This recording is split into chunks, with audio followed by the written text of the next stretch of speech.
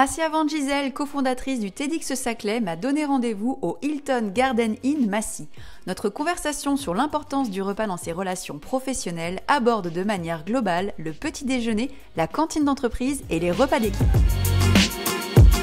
Justement, la cantine d'entreprise, ça c'est un lieu important et d'ailleurs un prochain invité m'a dit « Dis-moi avec qui tu manges, je te dirai qui tu es ». Je mangeais souvent avec les mêmes, mais des fois en fait si j'avais une réunion ou en fait je me disais toujours ok, je vais aller à la cantine et je trouverai nécessairement quelqu'un que je connais et là ce sera la sérendipité en fait. Et je me suis toujours amusée en fait. En fait ce que je n'aime pas c'est manger toute seule. Je ne trouve aucun intérêt à faire ça. Donc j'arrive, je me dis de toute façon, on est sur un site de 4000 personnes, je trouverai quelqu'un que je connais et je trouve ça agréable. Quoi. Ouais. Et est-ce que justement de manger avec des collègues que tu connais plus ou moins, ça a pu modifier tes rapports de travail justement? Je vais parler du coup de ce qu'on fait au niveau des bénévoles de TEDx en fait. C'est tellement le repas qui me paraît important pour créer d'autres liens entre les bénévoles, donc en fait entre des collègues de manière générale. On fait 2 fois par mois, on organise le premier et troisième vendredi du mois chez nous en fait à la maison. Ce qu'on appelle le Bring Your Own Food and Drink, en fait, c'est un peu l'auberge espagnole.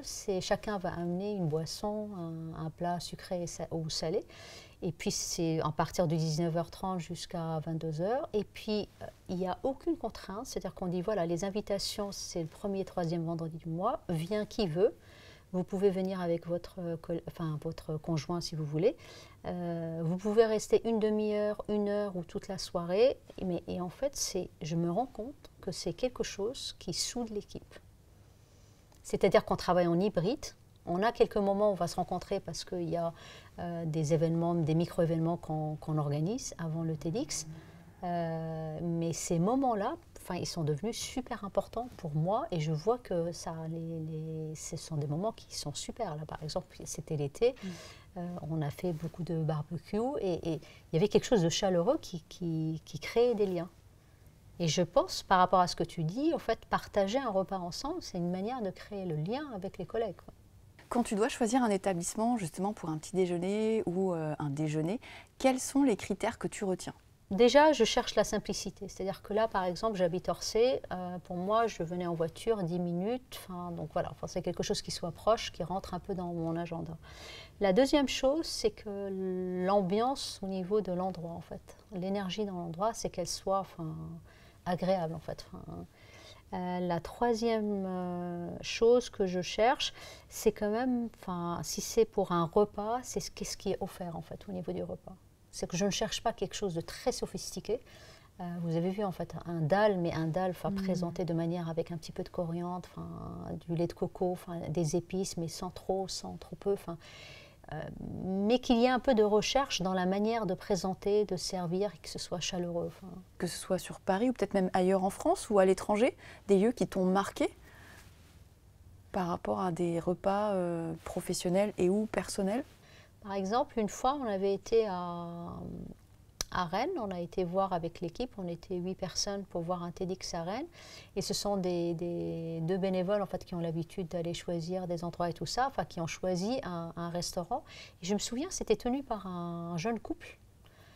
Et le rapport qualité-prix, il était impressionnant. C'est-à-dire qu'au niveau service, au niveau de la qualité du plat, au niveau le côté recherché, le côté sophistiqué, sans trop, le côté chaleureux, je me suis dit, il y a des personnes qui arrivent à faire une offre qui est quand même...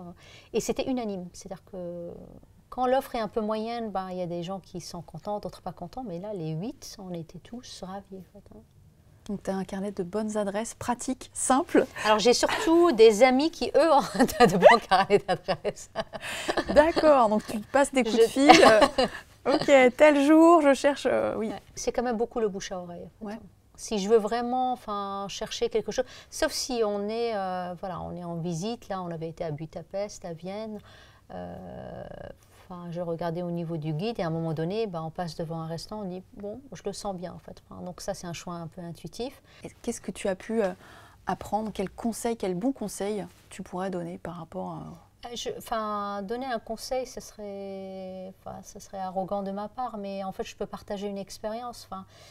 Pour avoir travaillé 30 ans en fait, dans le domaine des télécoms et même de l'IT, j'ai réalisé en fait que dans tous les postes que j'ai occupés, il n'y a jamais eu de problème vraiment technique ou de problème financier au niveau ressources. Mais par contre, en fait, la plupart des problèmes avaient pour racine la manière de communiquer des gens entre eux. En fait, c'est 80% de mon énergie, c'est de dire comment préparer un climat de confiance avec la personne avec qui je vais travailler, qu'elle soit fournisseur, prestataire, collègue, patron, enfin la liste est longue. Et le reste, voilà, si je cherche une expertise, je vais identifier la personne. Et se mettre autour d'une table, c'est une bonne manière de le faire, de manière chaleureuse et simple. En fait. Comment tu arrives à créer ce climat de confiance? Qu'est-ce que tu fais au-delà du repas et de se mettre à table? Du yoga et de la méditation tous les jours. Pour apprendre à être patiente. J'ai mon tapis avec moi. Au bureau? Non, mais c'est la journée de TEDx, en fait, j'avais mon tapis pour être sûre de pouvoir, à tout moment, si j'ai besoin de m'allonger et prendre 10 minutes de méditation dans un coin calme, je le fais à n'importe quel moment au niveau de l'organisation, en fait. Donc, mon tapis avec moi. Enfin, on ne peut pas communiquer avec l'autre si on ne se connaît pas. Donc, pour répondre à ta question, j'ai mis, c'est le travail d'une vie en fait, c'est apprendre à se connaître, c'est aussi apprendre à connaître l'autre. Et plus je me connais et plus j'apprends à connaître l'autre et plus la communication est facile en fait, entre guillemets, elle est facilitée. Il y a un livre qui me paraît important, c'est Le pouvoir du moment présent d'Eckhart Tolle et le tapis de yoga. Donc, en fait, c'est quelque chose qui m'amène énormément d'équilibre. Et en parlant de gastronomie, je trouve que le fait d'aller cultiver cet espace intérieur, en fait, il y a une plus grande ouverture, parce qu'il y a une plus grande disponibilité, en fait, pour manger un repas et déguster un repas. Parce qu'en fait, quelqu'un qui a une charge mentale, en fait, il va manger de manière automatique. Quelqu'un qui a une charge mentale, il ne peut pas écouter l'autre, en fait, même si... Tu te définis comme quelqu'un de passionné par l'humain et l'innovation. Si tu étais un goût, une texture et un plat, quel serait-il? J'aime bien le poulet au pruneau, donc c'est un sucré salé, en fait. C'est un plat, un tagine marocain que j'adore et mes filles l'adorent, en fait. Ouais. Donc Assia, on va te retrouver au prochain TEDx qui aura lieu quand, s'il te plaît? Ce sera le samedi 29 juin et ça sera au Palais des Congrès à Massy.